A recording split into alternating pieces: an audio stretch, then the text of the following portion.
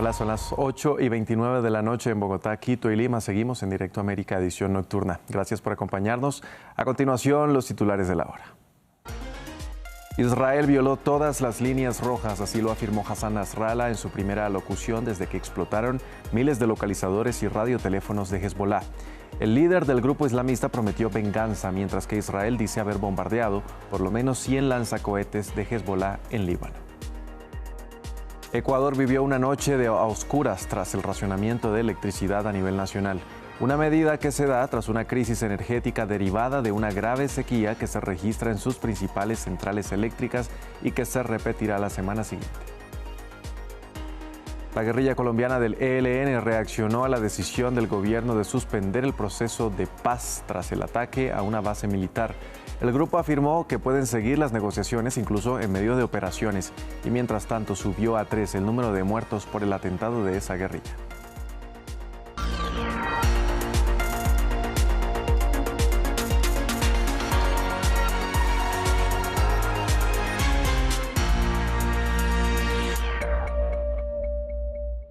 Vamos a empezar Directo América en Líbano. El jefe de Hezbollah, Hassan Nasrallah, habló por primera vez desde las explosiones de localizadores y radioteléfonos que dejaron al menos 37 muertos y más de 3.000 heridos. En su discurso culpó directamente a Israel y dijo que había cruzado todas las líneas rojas y los ataques no pararon allí. Las fuerzas de defensa de Israel afirmaron que sus aviones de combate destruyeron 100 lanzacohetes de Hezbollah en el sur de Líbano. William Gazón nos amplía.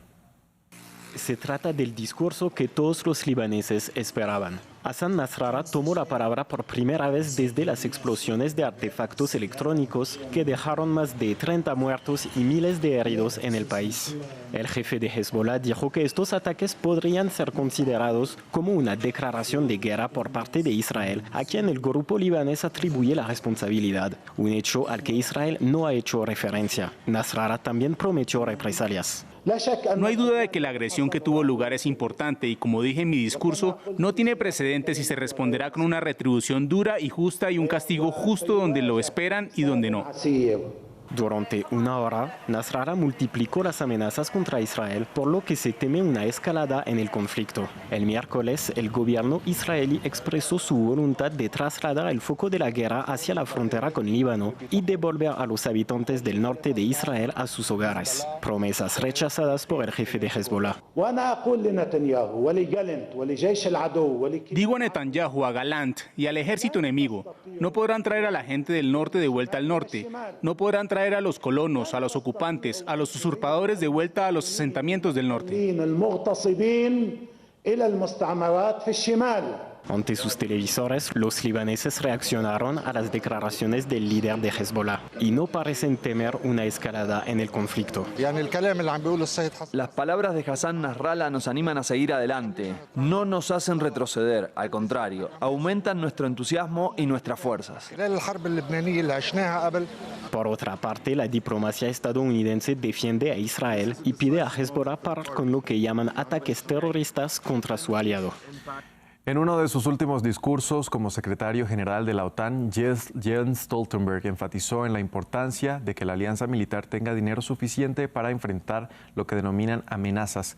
Stoltenberg le entregará la dirección del organismo al neerlandés Mark Rutte el próximo 1 de octubre, pero antes de hacerlo reforzó la idea de que Europa y Estados Unidos deben fortalecer su alianza. El aislacionismo no mantendrá a nadie seguro. Vivimos en un mundo interconectado. Los desafíos de seguridad son demasiado grandes y la competencia es demasiado feroz para que cualquier país pueda hacerlo solo. Invertir en la relación transatlántica es el único camino ganador. Hablamos ahora de Estados Unidos. 3 estados se preparan para iniciar mañana viernes el voto anticipado de cara a las elecciones presidenciales del 5 de noviembre.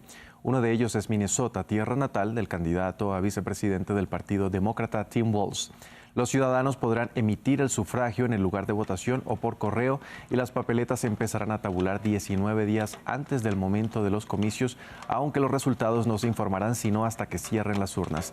También lo harán Virginia y Dakota del Sur y el resto de estados que tienen voto temprano lo comenzarán a hacer a partir de octubre. Estados Unidos extendió por un año la ley Negociando con el Enemigo, una iniciativa que data de 1917 bajo la cual se impuso el embargo a Cuba, una medida calificada por el gobierno cubano como una violación a los derechos humanos. Veamos el informe de Natalia Cabrera. El presidente de Estados Unidos, Joe Biden, extendió el embargo a Cuba hasta el 14 de septiembre de 2025, con lo cual la decisión de levantarlo recaerá sobre el próximo presidente del país. El mandatario argumentó su resolución. De este modo, determino que la continuación del ejercicio de estas autorizaciones con respecto a Cuba por un año está dentro del interés nacional de Estados Unidos. Con base en esta ley, en 1962, el entonces presidente John F. Kennedy lanzó la Orden Ejecutiva 3447, que inició oficialmente el bloqueo de actividades comerciales, económicas y financieras con Cuba. La ley permite que el gobierno restrinja actividades comerciales con cualquier nación que considere enemiga. Desde La Habana, el canciller Bruno Rodríguez afirmó que se trata de una violación masiva de los derechos humanos de los cubanos. Que no todas las dificultades que determinan la complicada situación de la economía cubana hoy se deben al bloqueo. Están presentes también los problemas estructurales de la economía, dificultades en nuestra gestión económica, pero no hay duda que el peso fundamental y determinante lo tiene la agudización, el endurecimiento extremo, inédito del bloqueo desde el 2019. El gobierno cubano responsabiliza de la crisis económica que vive la isla a los daños acumulados del bloqueo. Desde 1992, una mayoría de países en la Asamblea General de la ONU ha votado para levantar el embargo. En 2023, una resolución fue aprobada por 187 países, pese a la oposición de Estados Unidos e Israel y la abstención de Ucrania.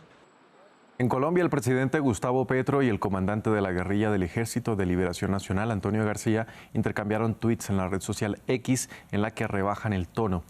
El ELN aseguró que se puede seguir negociando en medio de las operaciones militares, mientras que Petro les invitó de nuevo a sumarse al proceso de paz.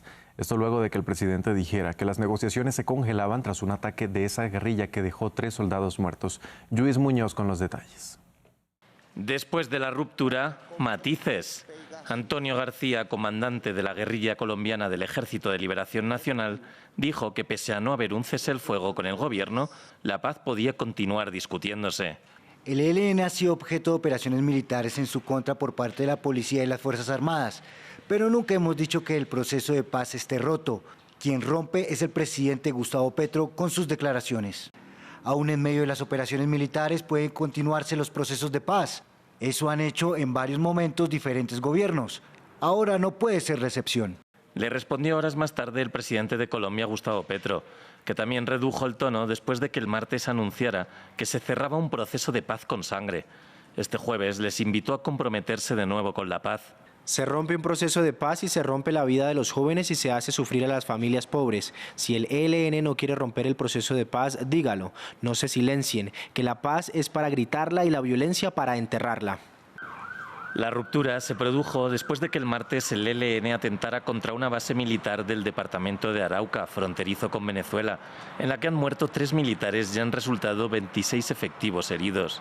Las negociaciones se habían reiniciado en noviembre de 2022 en Caracas, en el que es uno de los grandes desafíos de Petro, el fin del conflicto político en Colombia, con un acuerdo de paz con la última gran guerrilla de América Latina.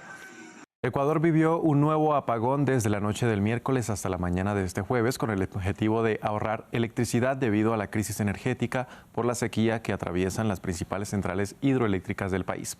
Un tema en el que ahondaremos y por ello saludamos a esta hora a Verónica Arias. Ella es experta en Derecho Ambiental Internacional y exasambleísta de Ecuador. Verónica, bienvenida a Directo América.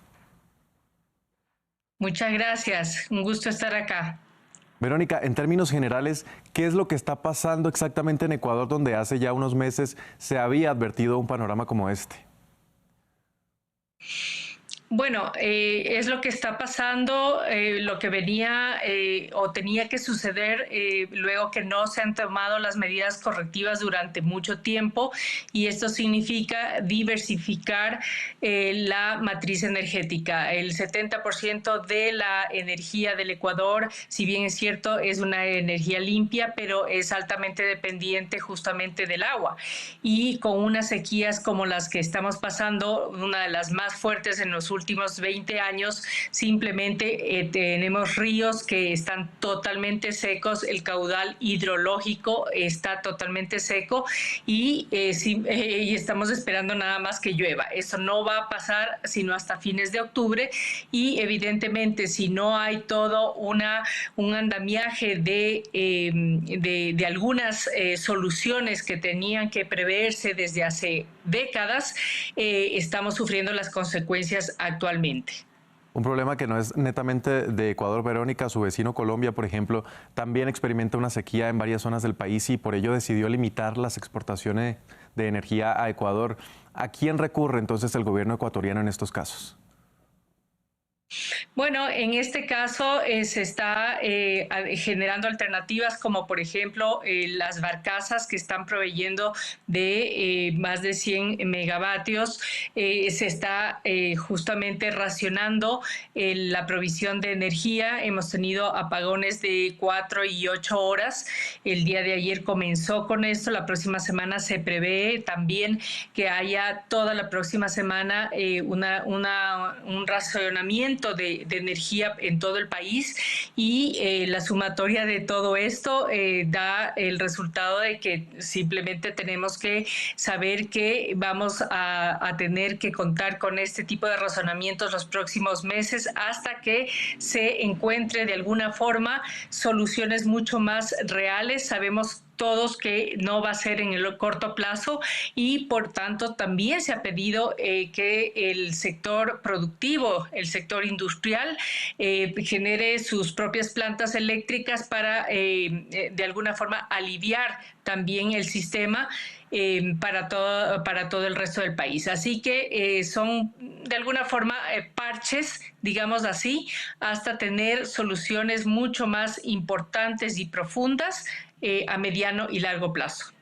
Sí, precisamente, se ahorra electricidad, pero estos sectores que usted mencionaba, los productores y comerciales, advierten que cada una de estas noches de racionamiento generan pérdidas, por ejemplo, de 20 millones de dólares. ¿Cómo responderle a estos sectores entonces? Sí, es una pérdida muchísimo para el país, y no solamente para el sector productivo, sino que también estamos hablando de un 18% del territorio nacional que está siendo afectado porque son altamente vulnerables, especialmente en las provincias de la costa. Estamos hablando de una vulnerabilidad a las sequías de el 60% de toda del área de la costa, ¿no? Eso significa que entramos a una recesión financiera. El agro está altamente afectado en la parte de la Sierra Central. Estamos hablando de todo el sector de agua y provisión de agua para la seguridad alimentaria, y obviamente para también el sector de saneamiento, ¿no?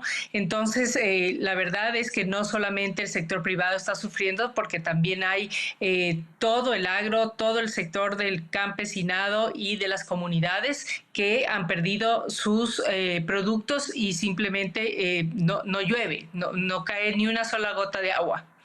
Claro, una situación delicada y que hay que aprovechar también para motivar o para fomentar este cuidado del agua. Verónica, muchas gracias por acompañarnos aquí en Directo América.